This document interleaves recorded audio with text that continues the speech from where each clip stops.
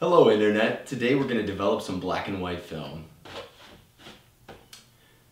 So since I've been making these videos, I've actually gotten a lot of questions from people, and one of the most frequently asked things, kind of surprisingly to me, is how do I get the film, into my camera and then onto my computer? What I want to do in the next couple of videos, at least starting with this one, is walk you through some of that process of how I go from a roll of film to a negative to a finished image on the computer or a print or your iPad or your phone or whatever.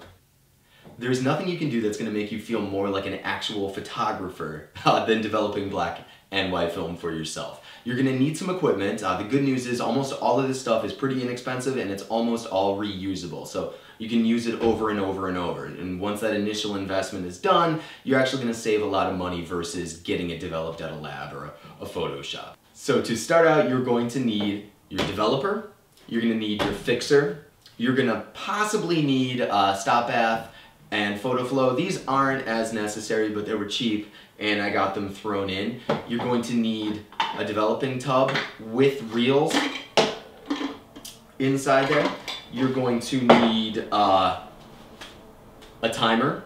In this case, a phone. Any phone will work great. You're going to need some measuring cups. You're going to need a thermometer here, and you're going to probably want some distilled water. And last but not least, of course, you're going to need some black and white exposed film.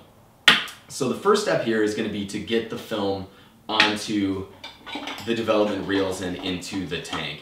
This is a Patterson tank. Most of the ones you're going to get are going to be light tight, meaning that once that film is in there on these reels, you're going to be able to do all of this stuff in, natural lighting. You're not going to have to go into a dark room to do it. That being said, the actual act of loading the film onto the reels and putting it into the tank needs to be done in complete darkness or you will ruin the film. So in most cases, it's either going to accept 35mm or both 35mm and 120. This guy will accept both, and you're going to need to just adjust the reels, however you do that, to fit the size here. So in this, it's going to be the smallest size. I had previously set it to do 120. You want to get everything set up ahead of time while you have some light to see it by, then shut off the lights, do whatever you have to do. I don't have access to a changing bag or a dark room, so what I do is just go into the bathroom where there's no windows and stuff a towel under the door so that it's dark. I'm gonna go do that right now, so we'll get this loaded and then we'll walk you through step by step how this whole process works. Be right back. Alright, so now we're ready to go. The film is loaded on the reels in the developing tank and we're set to go. So first and foremost, you're going to want to possibly give this a wash with some water. What that'll do is prevent any bubbles from forming on the surface of the film. Just rinse it out, dump it out, and you're good to go. So now the film is loaded on the reels in the tank and we're ready to go. Let's do this.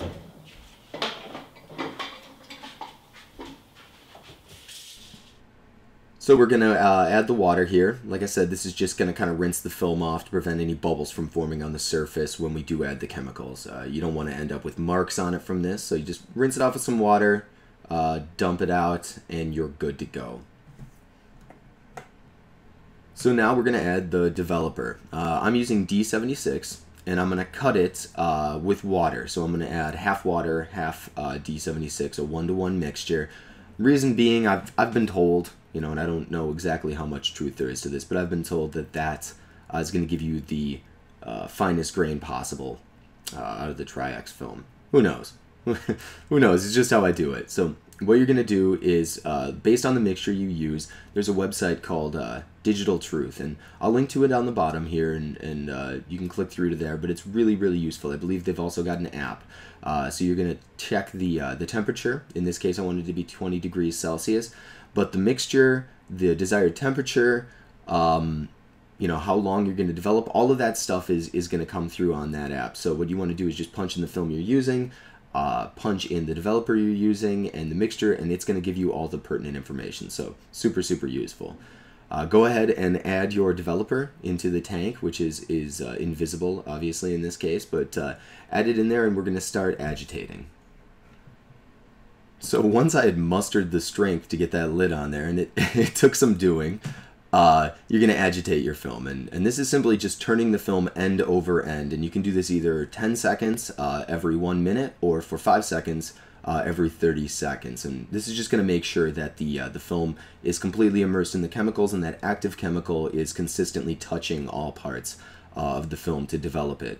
I checked on Digital Truth to find out how long to develop this for, and it turned out it was just under 10 minutes, so 9 minutes 45 seconds with the developer I was using and the film. Now when you're done developing the film, you're just going to dump out the developer. Usually you can add this right back into the tub there, but tactical miscalculation on my point meant I had to dump it down the drain. But now you're going to add your stop bath. Now you can just use water to do this. In this case, I actually bought stop bath, which is honestly just really distilled vinegar. It smells atrocious, and you're gonna do like 1 part stop bath to 64 parts water, so just a drop will do it.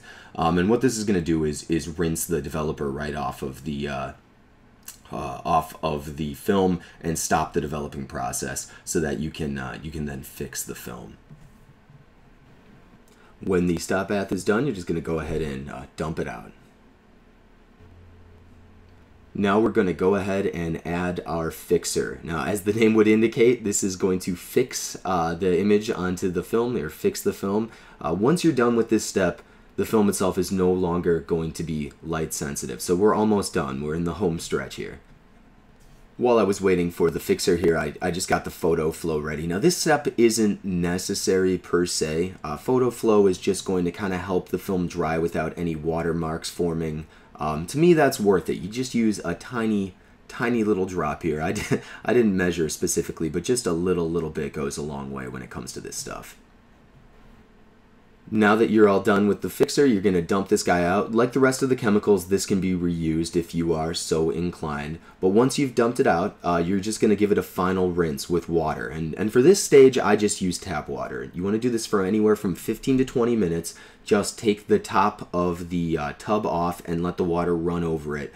I think I did it this time I was somewhere between 20 and 30 minutes. I had to go to an appointment, so I kind of lost track. But let it run over it for that period of time. Then when you're done, give it a final wash using distilled water and the photo flow if you have it, and you'll be all set to go and dry your film.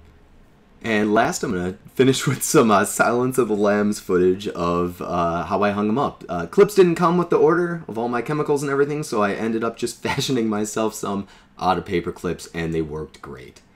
And these are some of the photos that I developed in this very video you were just watching. I think they look great. This is Tri-X 400, and I'm really pleased with how they turned out. So, yeah, do it yourself. It's a lot of fun. If you got anything out of this video, if you found this helpful at all, by all means, give me a thumbs up, subscribe. I really appreciate it. I will post these photos, at least the Flickr album of these photos, in the bottom. I'll also post to a really useful guide on how to develop your own black and white photography. So yeah, if you enjoyed it, subscribe, leave a comment. I love hearing from you guys. I will be back with some more content later this week. Have yourselves a good one.